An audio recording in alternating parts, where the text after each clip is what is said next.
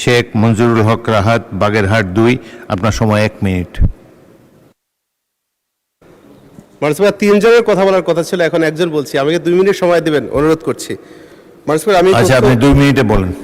মাননীয় স্পিকার, আমি তথ্য ও যোগাযোগ বিভাগের 26-27 অর্থ বছরের জন্য প্রস্তাবিত 2049,2,00,000 টাকার মঞ্জুরি দাবির বিরুদ্ধে ছাঁটাই প্রস্তাব উত্থাপন করছি। মাননীয় স্পিকার, আমরা ডিজিটালের বিরুদ্ধে নই, তবে ডিজিটালের নামে ডিজিট বাড়ানোর বিরুদ্ধে। আইসিটি খাতে গুরুত্ব আমি স্বীকার করছি, কিন্তু গুরুত্বের নামে গড়মিল মেনে নিতে কষ্ট হয়।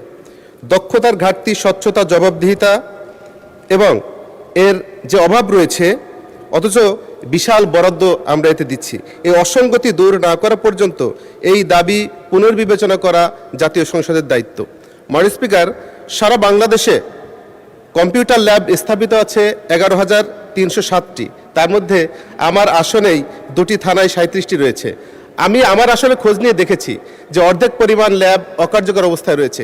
তার মানে আমার আসন দ্বারা যদি বিচার বিশ্লেষণ করি, সারা বাংলাদেশে 11,000-এর মধ্যে আমরা 6,000ও ল্যাব কার্যকর আছে বলে মনে করছি না।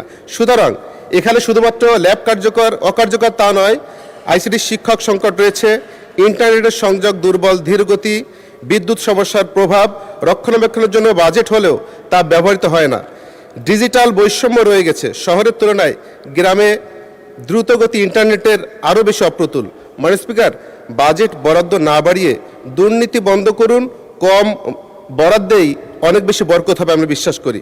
মাননীয় স্পিকার, সরকার হাজার হাজার কম্পিউটার ল্যাব স্থাপনের দাবি করলেও কতটি ল্যাব বর্তমানে সম্পূর্ণ সচল রয়েছে, কতটিতে প্রশিক্ষিত আইসিটি শিক্ষা রয়েছে, কতটি ল্যাব নিয়মিত ব্যবহার হচ্ছে, তার হালনাগাদ তথ্য কি সরকারের কাছে রয়েছে? তথ্য ও যোগাযোগের প্রযুক্তি খাতে বিপুল অর্থ বরাদ্দ হলেও জনগণ জানতে চায় এই বিনিয়োগের বিপরীতে কতজন দক্ষ কর্মসংস্থান পেয়েছে, কতটি প্রকল্প সময়মতো সম্পন্ন হয়েছে এবং ডিজিটাল সেবার মান কতটা উন্নত হয়েছে। জবাবদিহিতা, সুশাসন ও কার্যকর ফলাফল নিশ্চিত না করে শুধু বরাদ্দ বৃদ্ধি করলে জনগণের প্রত্যাশা পূরণ হবে না। মাননীয় স্পিকার, আপনাকে